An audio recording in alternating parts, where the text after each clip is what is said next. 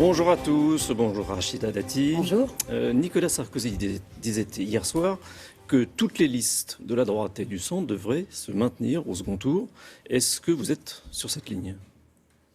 Moi, je pense qu'aujourd'hui, vu les résultats, d'abord une forte abstention, puisque nous sommes à moins de 50% de participation, et puis avec le fort score du Front National, on ne peut pas non plus, encore une fois, rajouter une double peine aux Français en ne respectant pas leur volonté.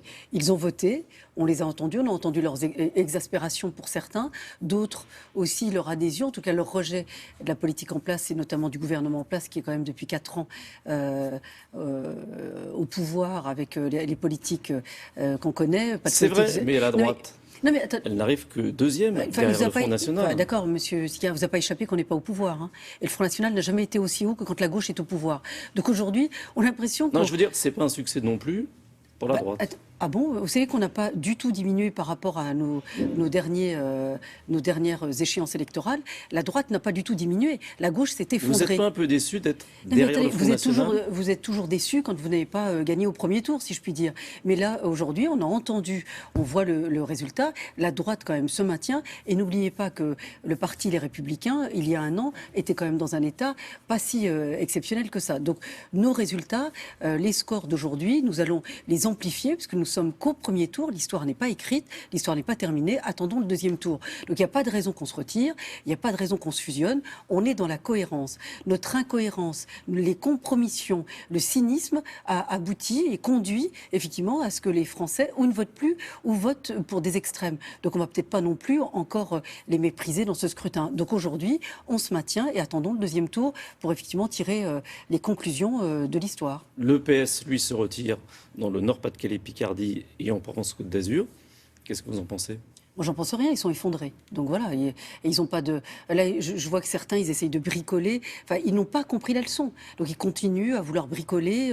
La gauche est explosée, elle n'a pas de vision, pas de cap, pas d'idée, pas d'ambition. Et aujourd'hui, ils essayent d'essayer de réparer, de recoller des morceaux cassés. Comment voulez-vous qu'ils puissent faire des listes communes avec Madame Duflot, avec Monsieur Laurent, Monsieur Mélenchon, où que ce soit Madame Duflot ou Monsieur Mélenchon passent leur temps à cracher sur le gouvernement et à être contre le gouvernement. Donc fusionner ensemble pour sauver leur peau, je peux vous dire que c'est pas ce qu'il y a de mieux à faire vis-à-vis des Français, vis-à-vis de la démocratie. Mais dans l'Est, quand même, le candidat de droite demande à la gauche de se retirer.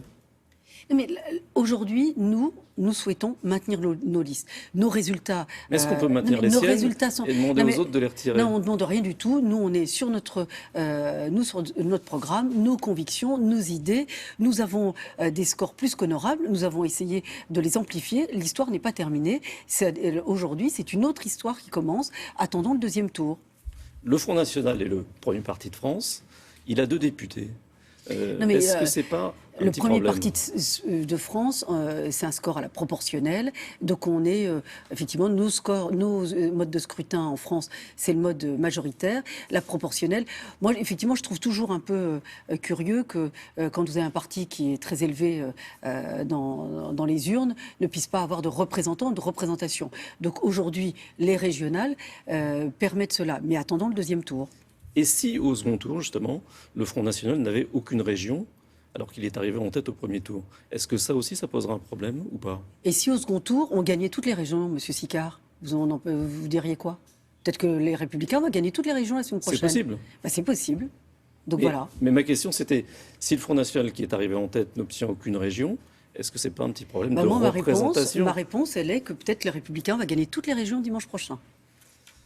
Les centristes, eux, disent qu'il faut se retirer, je le disais tout à l'heure. Ça promet une belle bagarre. Ils disent qu'il faut se retirer dans la région. Mais on a un programme commun avec les centristes. Dans des régions, on a trouvé effectivement des accords sur un socle idéologique, sur un programme pour les régions. Donc aujourd'hui, en ce qui concerne les Républicains, on ne se retire pas et on ne fusionne pas avec des gens qu'on combat. Vous savez, les Français, le résultat d'aujourd'hui, c'est le résultat de quoi ?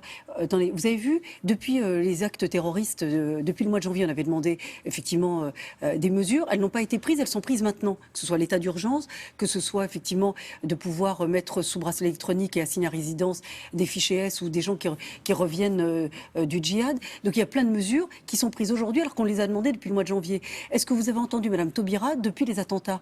On n'a pas de politique pénale. Moi je ne sais pas quelle est sa politique, sa ligne contre effectivement le terrorisme. Aujourd'hui, je vais vous dire, toutes les mesures qui sont prises, c'est pas des nouvelles mesures qui sont prises par le gouvernement. Tout est pris dans un cadre précis qui est celui de l'état d'urgence. Après l'état d'urgence, on fait comment? Parce que ça va s'arrêter à un moment donné. Que dit-on aux Français? Il faudrait que la gauche dise aux Français que fait-on après l'état d'urgence? Parce que la menace terroriste n'est plus une menace, elle est une réalité dans notre pays. Donc aujourd'hui, pas de politique pénale sur le terrorisme, des inégalités qui s'aggravent à l'école, une autorité qui s'affaiblit partout, partout, partout, un chômage qui explose. Avec tout ça, il y a quand même des ingrédients pour les résultats d'hier soir. Hein. Il y a un message justement qui a été envoyé hier soir par les électeurs du Front National. Comment est-ce qu'il faut en tenir compte? Nous, en tout cas en ce qui nous concerne, on en tient compte dans les propositions, parce que nos scores sont quand même honorables. On fait des propositions sur l'école, sur la sécurité, sur le chômage, sur la formation Mais ça n'a professionnelle. pas été suffisant. C'est-à-dire, ça n'a pas été suffisant. Ça n'a pas empêché le Front National d'arriver en tête du premier D'accord, tour. mais ça ne nous a pas empêché non plus de gagner et d'être en tête dans des régions, et non des moindres. Des régions qui étaient historiquement à gauche. Alors je sais que certains veulent nous faire tomber dans les pièges de la gauche. Moi, j'y tomberai pas. On a fait des bons scores. On est en tête dans des régions qui sont historiquement à gauche. Donc c'est plutôt quand même honorable pour la droite. Maintenant, c'est une autre histoire qui commence. Attendons le deuxième tour. Je reviendrai, si vous voulez, lundi matin et on discutera des résultats. Mais vous n'avez pas le sentiment quand même que pour la droite, il y a aussi un message à tirer? Mais pour tous les politiques, parce que vous croyez... Non mais, vous savez, moi j'étais... Mais alors, profondément... J'ai dit pour la droite Non, mais aussi. attendez, profondément marqué par les attentats du 13 novembre. Est-ce qu'on peut continuer à faire de la politique, notamment de la politique d'intégration, la politique de la ville, comme on a fait pendant 10 ans, pendant 20 ans, quand on arrive à générer en notre sein des monstres? L'ennemi est devenu intérieur, des gens qui n'ont jamais vécu ailleurs que dans notre pays, qui se retournent contre notre pays en faisant exploser nos compatriotes. Vous croyez qu'il faut continuer à faire de la politique comme on fait? Les petits calculs, l'entre-soi, le petit confiti qui se parle et qui se refile les postes. Terminez ça. Je vous le dis, terminez. Sinon, je vais vous dire, le Front National ne s'arrêtera pas aux régions. Et ça sera bien pire que cela. Donc si la leçon et l'avertissement, il est pour tout le monde, pour toute la classe politique, et notamment pour les petits QG, là, les petits confettis, qui effectivement sont systématiquement dans l'entre-soi. Quand j'entends M. Cambadélis, qui n'a jamais bossé de sa vie, donner des leçons à des militants ou effectivement à des élus, je trouve ça un peu indécent. Un peu indécent. Parce que, je vais vous dire, dans les régions, notamment pour les militants socialistes, vous voyez, je suis ouverte, je les défends. Je trouve que la position de M. Cambadélis est totalement indécente et méprisante pour tout le boulot effectivement qu'ils ont pu faire sur le terrain. Merci. Merci.